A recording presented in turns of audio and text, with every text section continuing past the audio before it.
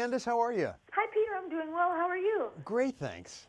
Well, thank you so much for joining me. I really appreciate it. Oh, it's my pleasure. Are you kidding? This is great. Thanks for the exposure. Absolutely. So, can you tell us about your new book, Seven Wonders Legend of the Rift? What inspired this edition? Well, this book is the last, the last of the series, and it's the culmination of this adventure that started 1913, 1913, a long time ago, Yes, very long. 2013. How So, old are you? yes, yeah, I am 932 years old, as a matter of fact. I don't look it, right? Don't day over 800.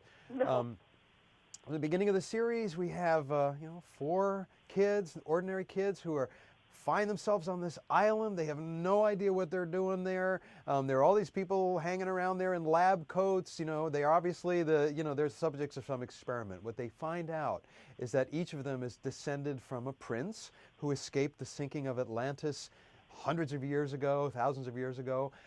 And they have inherited a gene from this prince that takes whatever you're already good at and turns it into an awesome superpower. It's pretty cool, right? The only problem is that anybody who's ever had this gene throughout history has never lived past the age of 14. They're all 13 years old. They've got 1 year. And on this island, they find out that this study shows that there is a cure for these kids if they can go and find 7 magical objects that were taken from Atlantis before it sank by this prince, their descendant, and hidden in the 7 wonders of the ancient world, which were built for that purpose. And they bring these objects back to the island. They will be cured, and they will lead long, awesome lives. And as it turns out, they'll also save the world, right?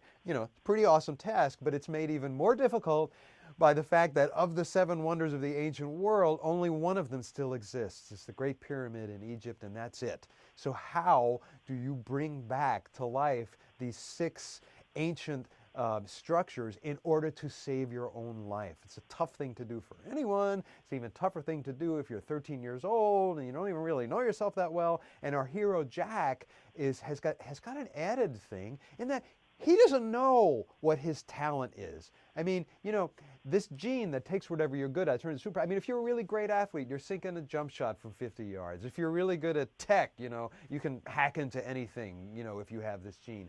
Our hero Jack, there's nothing special about him. He has no idea what it is that's so great about having this thing. And he's got to find out. All 4 of these kids have to figure out how they can work together as a team in order to do this impossible task. And now, by the end of book 4, I've pretty much, blown the whole thing out of the water. I mean, 2 of the objects are destroyed. This island is in danger of being destroyed itself. There's absolutely no way that this thing can be solved. And so, now book 5 is coming out, and I'm going to be touring, be visiting 10 or 11 different cities and talking to kids, and I'm just so excited to find out what they think about how I've worked out the adventure.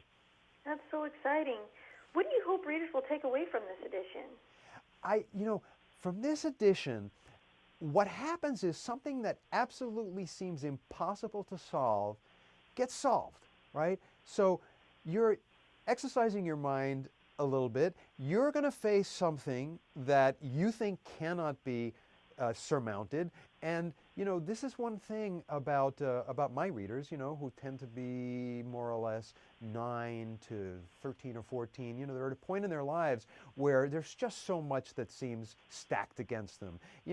Added to the fact that they've got to learn some basic things about what's right and what's wrong, and why does somebody betray you, and I think in book 5 there are just so many conflicts, both in terms of the plot and in terms of the characters, the personality, the kids, that they've got to work through in very, very creative ways. And as you mentioned, this book concludes the 7 wonders. The characters are all amazing, especially Jack.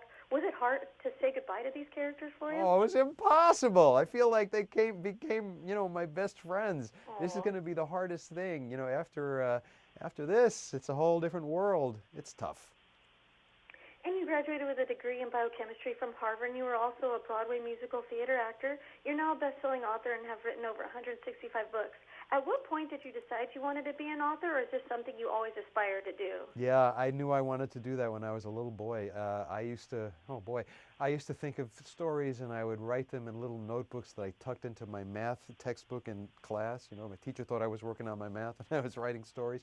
I always knew I wanted to do it. I kind of thought that, you know, that was something that nobody could do. I didn't think I had the goods. So that's one of the reasons why I kind of veered into different careers earlier on in my life.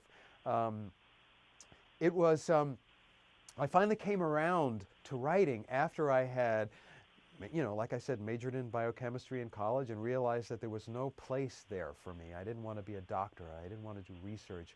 I thought I might go to law school, and in fact, I applied and got in. And I made a very careful decision when I was about 22. I said, look, you know, you've got your acceptance. Defer for a year and give yourself 12 months and try to do something you really dreamed of doing. And if you fail, you can always go back, right? So during that 12 months, that's when I started auditioning for shows, because that was the other thing I always wanted to do. And I got cast in a Broadway show.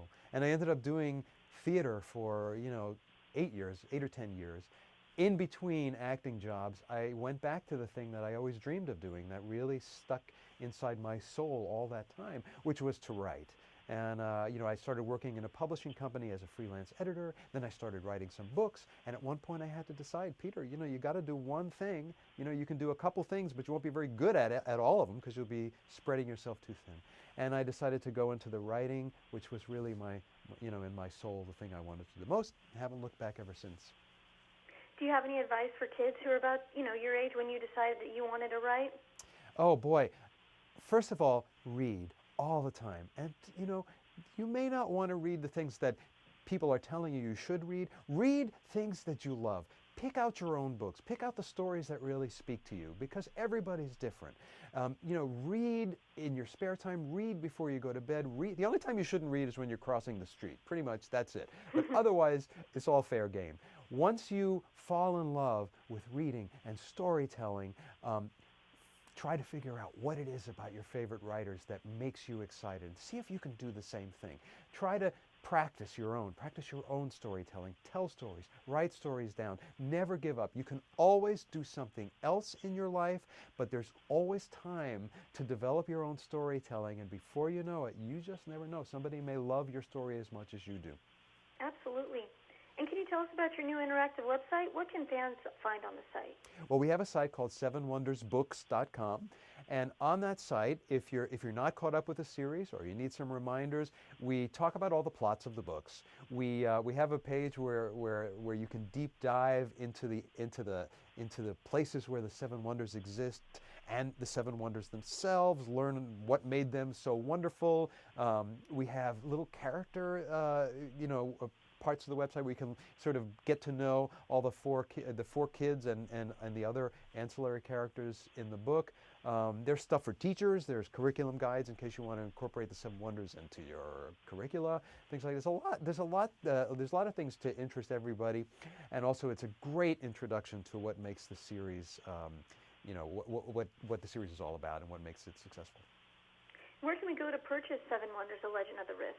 Well, I mean, it's going to be, when the book comes out, it's going to be available everywhere. It'll be at all the physical bookstores, online.